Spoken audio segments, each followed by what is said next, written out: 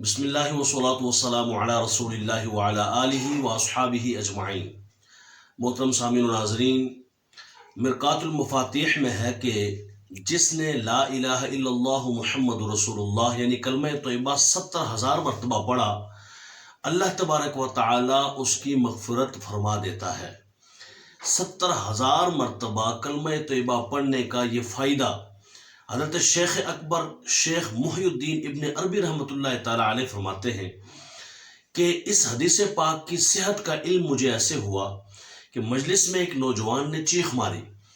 پوچھا گیا کہ اے نوجوان تو چیخا کیوں ہے؟ تو اس نے کہا مجھے کشف ہوا ہے کہ ابھی میری ماں جو کہ کچھ عرصہ پہلے فوت ہوئی ہے، تو اس کو میں نے دیکھا وہ جہنم میں آگ میں جل رہی ہے، بہت پریشان ہے۔ آگ میں جلنے کی وجہ سے میں نے جب اسے دیکھا تو میں پریشان ہوا اور میں نے چیخ ماری۔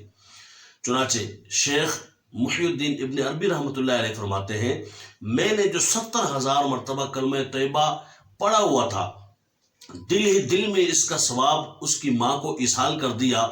تھوڑے ہی ٹائم بعد وہ خوش ہو کے کہہ رہا تھا مجھے پھر کشف ہوا، میں نے اپنی ماں کو جنت میں خوش و خرم دیکھا ہے۔ سبحان اللہ! اگر 70,000 مرتبہ کلمہ طیبہ پڑھنے کا اتنا بڑا اجر و ثواب ہے تو یقیناً اس کا ذخیرہ مجھے اور آپ کو بھی کرنا چاہیے۔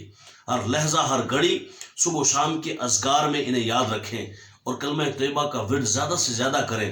کاؤنٹر رکھ لیں، تسبیح رکھ لیں اور لا الہ الا اللہ محمد رسول اللہ کا ورد کرتے رہیں، اور 70,000 مرتبہ کا وظیفہ یہ اپنے پاس محفوظ رکھیں۔